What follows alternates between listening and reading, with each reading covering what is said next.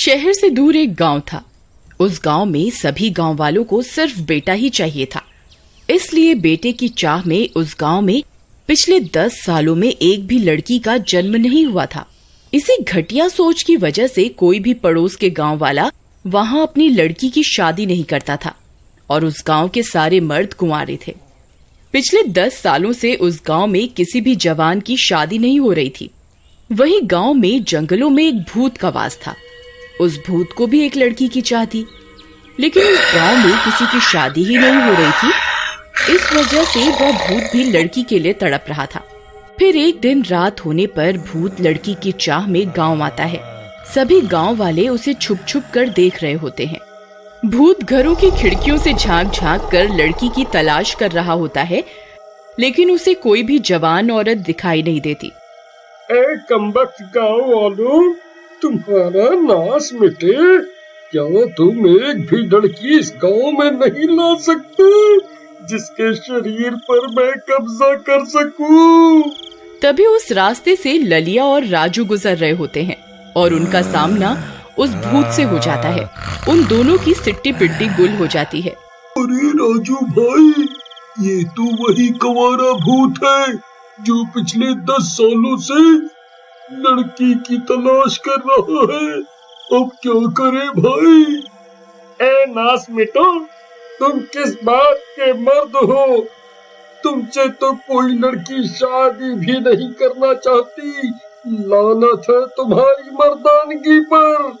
भूत जी, जितना आप एक लड़की के लिए तड़प रहे हैं, हम भी उतना ही तड़प रहे हैं। लेकिन हम क्या करें? हमारे गांव में कोई भी अपनी लड़की की शादी ही नहीं करना चाहता। मैं कुछ नहीं जानता। मैं तुम दोनों को 24 घंटे का समय देता हूँ।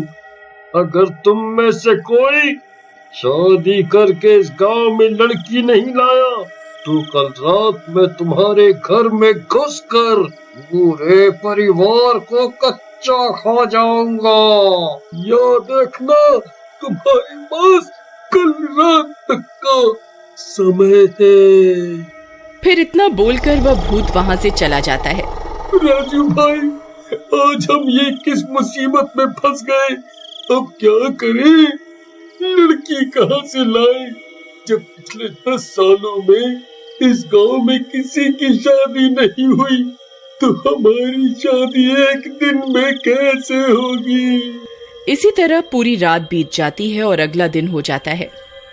राजू भाई, कोई तरकीब बताओ, नहीं तो हमारा पूरा परिवार मारा जाएगा। और इसी तरह पूरा दिन भी गुजर जाता है और रात हो जाती है। राजू भाई, वह कमबख्त भूत किसी भी पल यहाँ आता होगा। अगर हम गांव छोड़कर भाग गए तो हमारे परिवार को जान से हाथ धोना पड़ेगा। कोई तो तरकीब लगाओ। भाई, अब तो एक ही रास्ता है। मुझे किसी भी तरह शादी करके उस भूत के पास अपनी पत्नी को ले जाना ही होगा। लेकिन भाई, तुम पत्नी लाओगे कहाँ से? भाई, अब तुम्हें ही मेरी पत्नी बनना होगा और कोई रास्ता नहीं है। तुम्हारा दिमाग खराब तो नहीं हो गया भाई? मैं लड़की जैसा दिखता जरूर हूँ, लेकिन मेरी इच्छाएं लड़कों वाली ही है भाई। मुझे गलत नजर से मत देख भाई, मैं तुम्हारे भाई जैसा हूँ। अबे नास बेटे, मुझे भी कोई लड़के से शादी करने का शौक नहीं है, लेकिन अभी फिलहाल हमारे पास कोई दूसरा रास्ता नहीं है। चलो मेरे साथ। फिर ललिया नई नवेली दुल्हन का भेष पहन लेता है और वह दोनों जंगल की ओर चल देते हैं। कुछ ही देर में वह उस पुरानी गुफा के पास पहुंच जाते हैं जहां उस भूत का साया होता है। राजू भाई, उस ठरकी भूत को एक लड़की की तलाश है। मुझे देखते ही मेरे ऊपर टूट पड़ेगा। आज मैं नहीं बचने वाला भाई। कुछ करो, मुझे उस भूत के साथ सुहाग रात नहीं मनानी भाई, नहीं मनानी। अरे डरो नहीं, कुछ नहीं होगा। मैं कोई ना कोई तरकीब जरूर निकाल लूंगा, चलो मेरे साथ। फिर वे दोनों डरते डरते गुफा के अंदर घुस जाते हैं। वहां उनका सामना उस भूत से होता है। वह भूत नई नवेली दुल्हन को देखकर बहुत खुश हो जाता है। अरे बाबा, तो आखिरकार आज मैं अपनी प्यास बुझाऊंगा। ए गाँव वाले, चल आज यहाँ से। आज से ये तेरी नहीं, मेरी पत्नी है।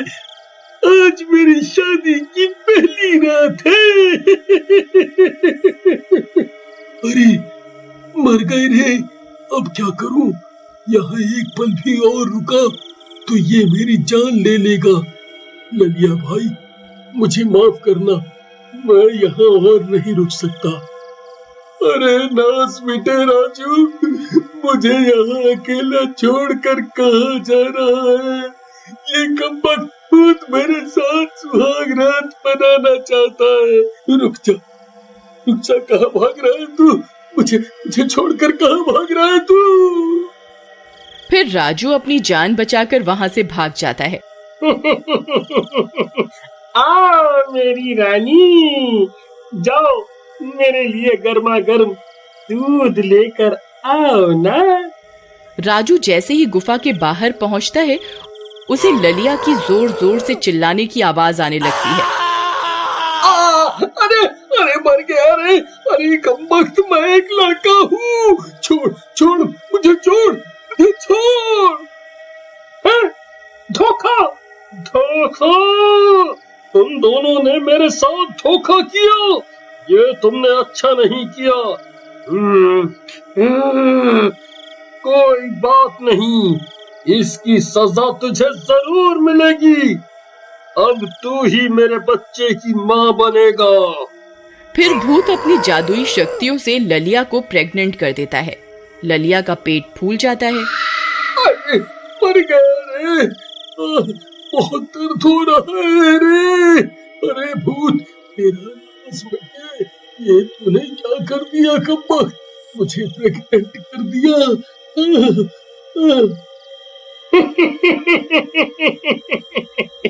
अब आएगा मजा।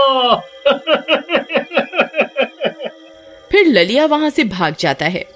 अरे गाँव वालों, मैं तो कहीं का नहीं रहा।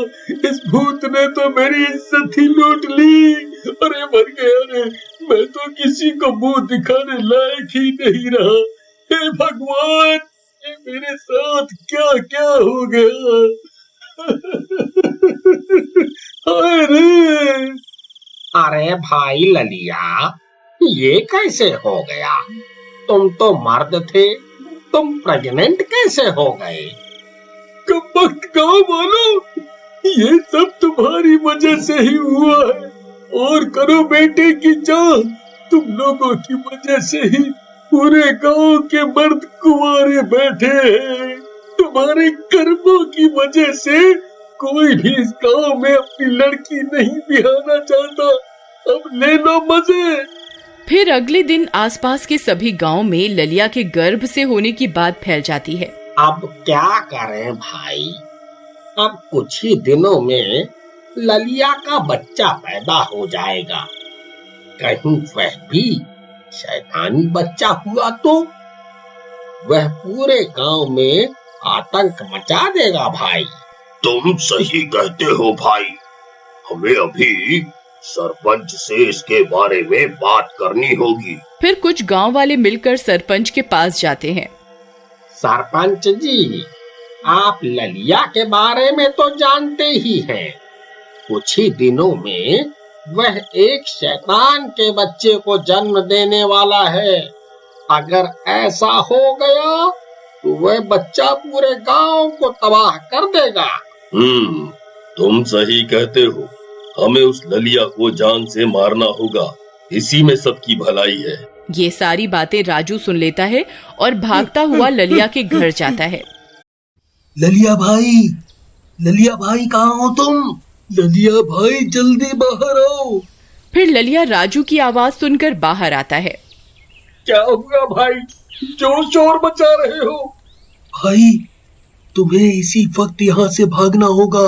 गांव वाले तुम्हारी ही तलाश में आ रहे हैं। वो तुम्हें मारना चाहते हैं ताकि ये भूतिया बच्चा इस दुनिया में ना आ सके। कैसी बातें कर रहे हो भाई? कहीं गांव वालों का दिमाग खराब तो नहीं हो गया भाई?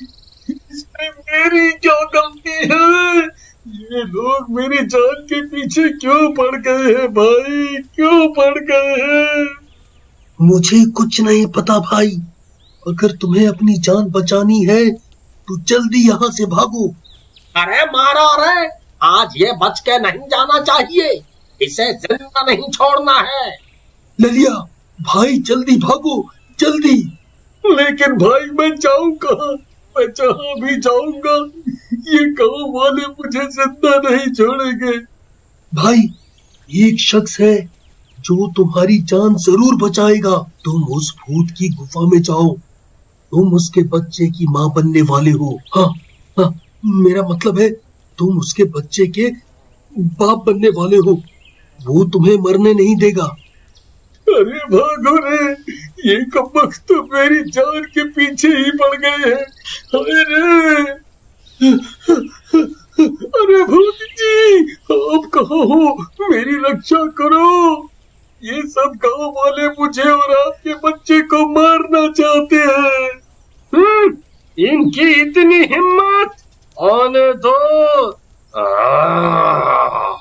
फिर सभी गांव वाले गुफा के बाहर पहुंच जाते हैं। अरे भाई, ये नास मिटा तो भूत की गुफा में घुस गया, ये हमें कच्चा ही खा जाएगा। फिर गांव वाले उसी गुफा के बाहर तंबू गाड़ लेते हैं और वहीं रहने लगते हैं और इंतजार करने लगते हैं उस बच्चे के जन्म लेने का। अगर आप इस कहानी का अगला भाग देखना चाहते हैं तो कमेंट में जरूर बताएं।